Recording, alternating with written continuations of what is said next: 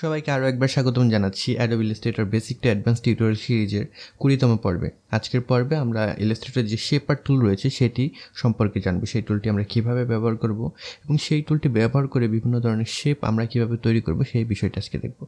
This is your host James Prince and welcome to JP stream.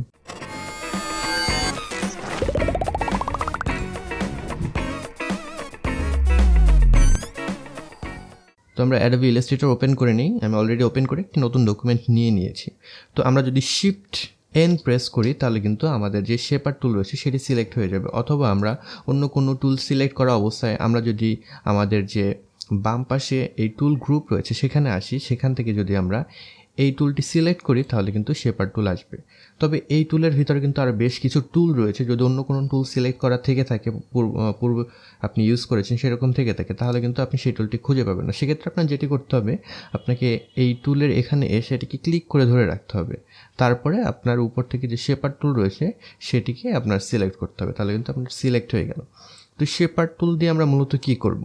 Shaper টুল হলো আমরা আসলে আমাদের যে জেস্চার রয়েছে, আমরা বিভিন্নভাবে যে আমাদের কার্সারকে মুভ করছি, এই মুভমেন্টের মাধ্যমে আমরা বিভিন্ন ধরনের শেপ তৈরি করতে পারবো এই শেপার টুল ব্যবহার করে। ইজন্ট দ্যাট কুল? আমার কাছে এই টুলটি খুবই ভালো লাগে। পূর্বে কিন্তু এই টুলটি ছিল না ইলাস্ট্রেটরে এটি পরবর্তীতে যোগ করা হয়েছে। আপনি যদি পূর্বের কোনো ভার্সন ইউজ করে থাকেন তাহলে কিন্তু খুঁজে পাবেন। আপনি 2015-এর যে ভার্সনগুলো রয়েছে এগুলোর পরে মূলত এই টুল যে সেটি খুঁজে পাবেন। তো এই শেপার টুল ব্যবহার করে আমরা কীভাবে বিভিন্ন ধরনের শেপ তৈরি করব? ধরেন আপনি যখন কোনো সার্কেল তৈরি করবেন, আপনি যখন কোনো রেক্ট্যাঙ্গেল তৈরি করবেন, কিংবা আপনি যখন কোনো স্কোয়ার তৈরি করবেন, জাস্ট আপনি সেভাবে আপনার যে কার্সর রয়েছে এখানে জাস্ট ক্লিক করে আপনার জেস্চারটি সেরকম করতে হবে। আমি একটি যদি রেক্ট্যাঙ্গেল তৈরি করতে যাই, জাস্ট যদি আমি ক্লিক করে এভাবে একটি একদম রাফ যদি একটি ড্রয়িং করি তাহলে এরকম কিন্তু আমার রেক্ট্যাঙ্গেল তৈরি হয়ে গেল। আমি যদি কোনো সার্কেল তৈরি করতে যাই, আমি কিন্তু জাস্ট এইরকম একটি বৃত্ত তৈরি করার চেষ্টা করব। জাস্ট জেস্চারটা আমি সেরকম করলে কিন্তু অটোমেটিক্যালি সেই শেপটি তৈরি হয়ে যাবে। আমি যদি কোনো ত্রিভুজ তৈরি করতে যাই, জাস্ট সেরকমভাবে আমি যদি এটিকে মুভ করে তাহলে এরকম কিন্তু আমার ত্রিভুজ তৈরি হয়ে গেল। আমি যদি কোনো ওভাল তৈরি করতে চাই সেটিও আমি পারবো। জাস্ট আমি এইরকম শেপে যদি কোনো ড্র করি, একটি জেস্চার করি, তাহলে কিন্তু সেটি তৈরি হয়ে যাবে। তো আরেকটি মজার ব্যাপার হলো, আপনি যখন ড্র করলেন কোনো একটি শেপ, আপনার এই শেপটি পছন্দ হলো না, আপনি যদি ডিলিট করতে চান আবার আপনাকে সিলেক্ট করে দেন ডিলিট করতে হবে বা Ctrl Z প্রেস করতে হবে, কিন্তু আপনি খুব সহজে সেটি করতে পারেন। আপনি যদি জাস্ট এখানে এইরকম একটি এইরকম টাইপের যদি একটি লাইন তৈরি করেন তাহলে কিন্তু আপনার এটি চলে যাবে। জাস্ট লাইক এরকম যদি আপনি দেন তাহলে কিন্তু আপনার লাইনটি চলে যাচ্ছে, আপনার শেপটি কিন্তু তাহলে আর থাকছে না। তো আপনি মনে করেন একটি এখানে সার্কেল তৈরি করবেন, আমি এভাবে একটু সার্কেল তৈরি করলাম। তারপরে যদি আপনি সার্কেলটিতে ক্লিক করেন তাহলে কিন্তু সেটি সিলেক্ট হয়ে যাচ্ছে। এখন আপনি এখানে চাইলে এটিকে এডিট করতে পারবেন। এই আপনার যে এখানে যে হ্যান্ডেলটি রয়েছে এটি যদি আপনি ড্র্যাগ করেন তাহলে কিন্তু এটি এইরকমভাবে এডিট করতে পারবেন শেপটির যে আকার ছিল সেটিকে। এরপরে আপনি আরেকটি মনে করেন বাইরে একটি সার্কেল তৈরি করলেন, অথবা আপনি চাইলে বাইরে একটি রেক্ট্যাঙ্গেল তৈরি করলেন। এখন চাচ্ছেন আপনি এইটিকে সিলেক্ট করে এটিকে আমাদের যে আগের যে সার্কেল ছিল সেটির মাঝখানে আপনি স্থাপন করবেন। যদি আপনি এটি সিলেক্ট করেন তাহলে সিলেক্ট হয়ে গেল। এরপর যদি আপনি ড্র্যাগ করে এখানে নিয়ে আসেন তাহলে কিন্তু আপনাদের এটির আমার এখানে চলে আসলো। এখন যদি আমি এটিকে জাস্ট ছেড়ে দিই তাহলে কিন্তু এটির যে কেন্দ্র রয়েছে সেটি বরাবর স্থাপন হয়ে গেল। এখন একটা জিনিস খেয়াল করেন, আমি যদি আমাদের যে এই যে স্কোয়ার রয়েছে, স্কোয়ারের যে ভিতরের যে অংশটি রয়েছে এখানে যদি আমি জাস্ট এইভাবে কিছু রাফ লাইন ড্র করি, দ্যাট মিনস আমরা কেটে দেওয়ার জন্য যে লাইনটি ইউজ করেছিলাম এরকম যদি ড্র করি তাহলে কিন্তু এটি আমাদের ভিতরের অংশটি আর থাকছে না, এটি কিন্তু কম্বাইন হয়ে যাচ্ছে। ইজন্ট দ্যাট কুল? আমরা কিন্তু এই দুইটি শেপ থেকে নতুন আরেকটি শেপ তৈরি করতে পারছি। এখন মনে করেন এটি কিন্তু আমাদের দুইটি একদম কম্বাইন্ড হয়ে যায়নি, এটি গ্রুপ আকারে রয়েছে। আমি যদি এটিকে সিলেক্ট করি তাহলে আপনি দেখবেন এখানে আমাদের যে শেপার গ্রুপ সেটি শো করছে। এখন যদি চান আপনি এখান থেকে এটির কালার নির্বাচন করতে পারেন। সেক্ষেত্রে আমরা যেটি করতে হবে, আপনি যদি ডাবল ক্লিক করেন তাহলে কিন্তু ইন্ডিভিজুয়ালি আপনি যে শেপ রয়েছে সেগুলোকে সিলেক্ট করতে পারবেন। আমি যদি ভিতরের যে আমার স্কোয়ারটি রয়েছে সেটি সিলেক্ট করি, দেন যদি আমি একটি এখান থেকে কালার দিয়ে দিই, তারপরে যদি আমার বাইরের যে স্কোয়ারের অংশ রয়েছে সেটিকে সিলেক্ট করে এখানে অন্য একটি কালার দিয়ে দিই তাহলে কিন্তু এরকম একটি আমি শেপ গ্রুপ পাচ্ছি।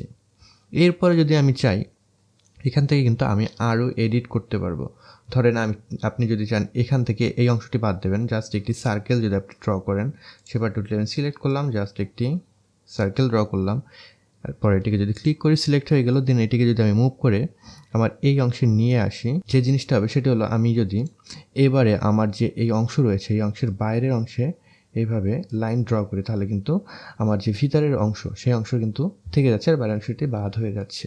আমি কিন্তু আমার যে সার্কেল রয়েছে সেটি স্কোয়ারের সাথে কম্বাইন করে ফেলছি। এরপরে যদি আমি এটি সিলেক্ট করতে চাই, জাস্ট যদি আমি ডাবল ক্লিক করি তাহলে এই অংশটি সিলেক্ট হয়ে যাবে। এরপরে কিন্তু আমি এটিকে চাইলে অন্য কোনো কালার আমি দিয়ে দিতে পারছি।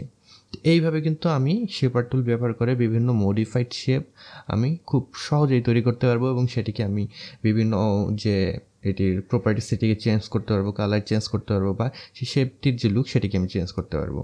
তো আপনি মনে করেন শেপার টুলটি ব্যবহার করে আপনি একটি রেক্ট্যাঙ্গেল তৈরি করেছেন। সেই রেক্ট্যাঙ্গেলটি যদি আপনি এখন চান এডিট করতে, জাস্ট ক্লিক করে আপনি এখান থেকে কিন্তু সেই হ্যান্ডেলটি পাচ্ছেন, জাস্ট ড্র্যাগ করলে কিন্তু সেটি আপনি রাউন্ডেড রেক্ট্যাঙ্গেল হয়ে যাবে।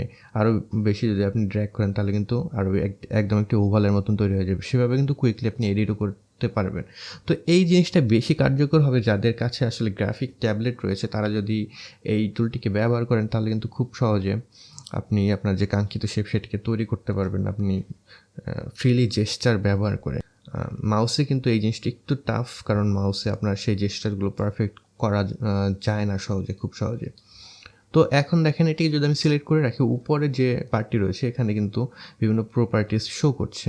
এখান থেকে আমি যে কালার রয়েছে সেই কালারটি আমি চেঞ্জ করতে পারবো।